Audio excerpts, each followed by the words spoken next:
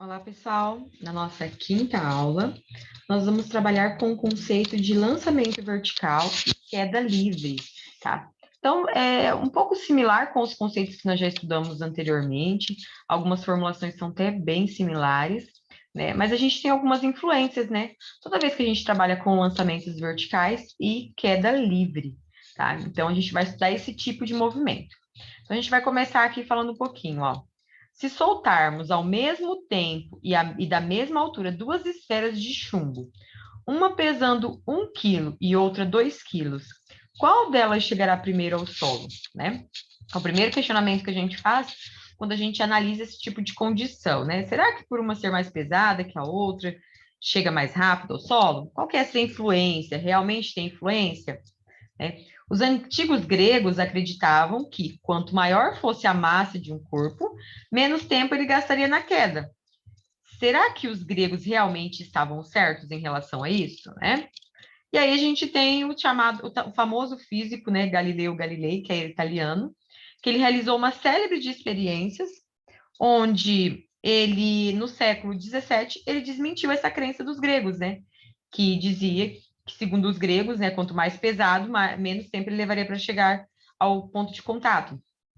Conta-se que pediu a 2 assistentes que subissem ao topo da Torre de Pisa e de lá abandonassem cada um deles corpos com massas distintas. Então, esse foi o experimento realizado aí por Galileu Galilei. Para surpresa, né, geral dos presentes, os dois corpos chegaram juntos ao solo. Quer dizer, então, que o mesmo tempo de queda de um corpo não depende de uma massa? Pessoal, é exatamente isso. Ao contrário do que a maioria das pessoas acreditam, o peso ele não vai influenciar, tá?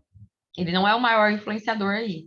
Então, ao contrário do que a maior parte das pessoas, a massa de um corpo ela não influi no seu tempo de queda quando a gente trabalha essa questão de queda livre. Quer dizer, então, que se eu soltar ao mesmo tempo, de uma mesma altura, uma pena e um parafuso de ferro, os dois chegarem junto ao solo? Sim. Se o experimento for feito num vácuo, sem a presença de ar, que vai atrapalhar o movimento, ele realmente vai chegar junto, sim.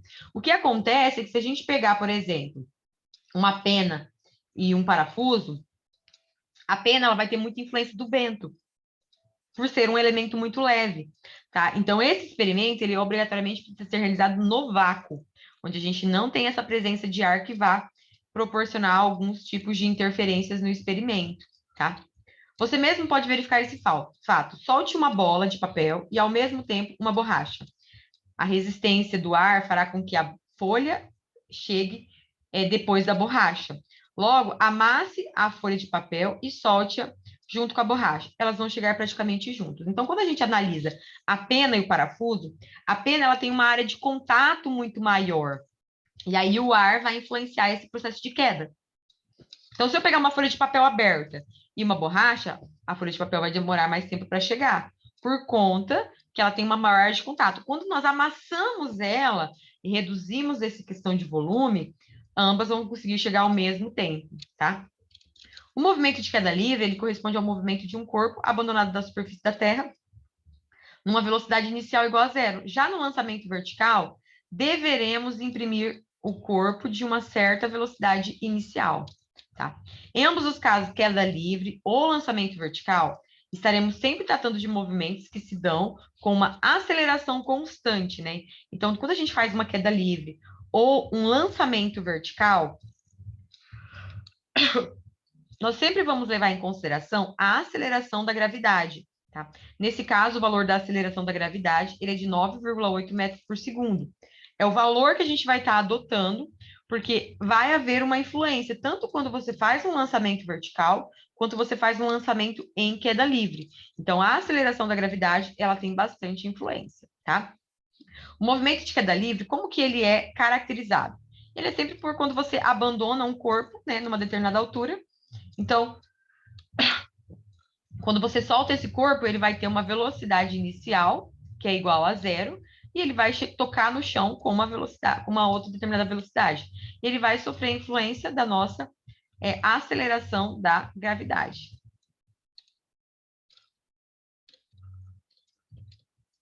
Então, vamos lá.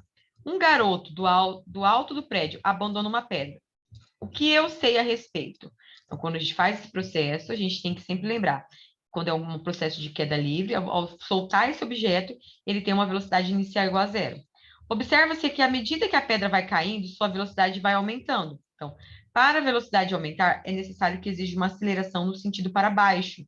Então, quando solta-se esse objeto, a aceleração da gravidade ela é positiva, porque ela é no sentido do peso, tá? Então, o sentido que ela está caindo é o sentido que nós temos a aceleração da gravidade.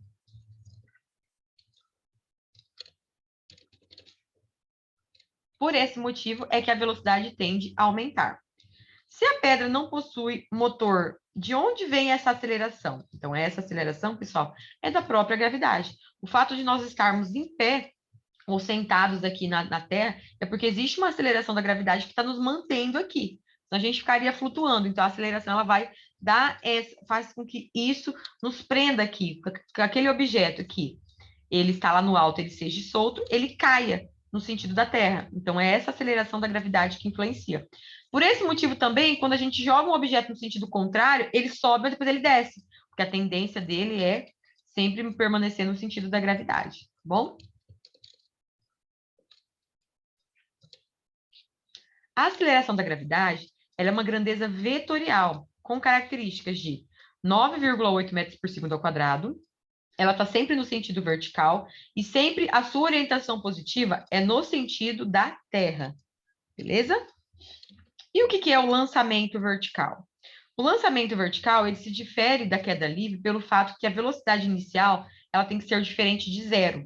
Então, aqui na queda livre, a gente tem uma velocidade inicial zero, tá? No lançamento vertical, a gente tem uma velocidade inicial diferente de zero, tá bom? Então, o que acontece basicamente é isso. Aqui a gente tem um lançamento vertical para baixo e um lançamento vertical para cima. Nossa, professora, mas isso daqui não é a mesma coisa que queda livre? Não. Queda livre é quando você simplesmente solta, né? Então, você estava segurando ele sem velocidade nenhuma e você soltou para que esse elemento caísse. Aqui vai ser lançado. Então, é colocado como se fosse uma velocidade inicial para ele começar esse movimento aqui de queda livre. Nesse caso, é um movimento de lançamento vertical que tem uma velocidade inicial. Então, ele descaracteriza como queda livre, tá? Porque ao ser lançado, ele tem uma velocidade inicial que é diferente de zero. A mesma coisa acontece quando você lança essa bola no sentido contrário. Ela tem uma velocidade inicial, porque ela teve um lançamento inicial. Só que o que acontece? Aqui a gente tem a nossa aceleração da gravidade no sentido positivo. E aqui a gente tem ela no sentido negativo. Então, vamos para alguns questionamentos. Qual a velocidade no ponto mais alto da trajetória de um lançamento vertical para cima, né? No caso, quando a gente faz um lançamento vertical para cima, a velocidade nula, ela vai ser exatamente no ponto mais alto. Então, por exemplo, você joga um objeto para o lado de cima. Ele vai chegar a um ponto, você jogou uma velocidade inicial e ele vai chegar num ponto que ele vai parar. Na hora que ele parar, é onde ele atinge a velocidade zero e aí ele volta no sentido contrário. Então, qual é a velocidade, então, quando o nosso objeto, durante um lançamento vertical para cima, ele ocupa o seu ponto mais alto?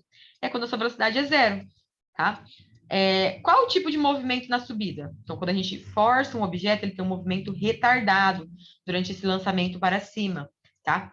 Porque a gente está jogando ele no sentido contrário à aceleração da gravidade. Consequentemente, se eu estou jogando no sentido contrário à aceleração da gravidade, a tendência da sua velocidade ela é reduzir até tender a zero, tá?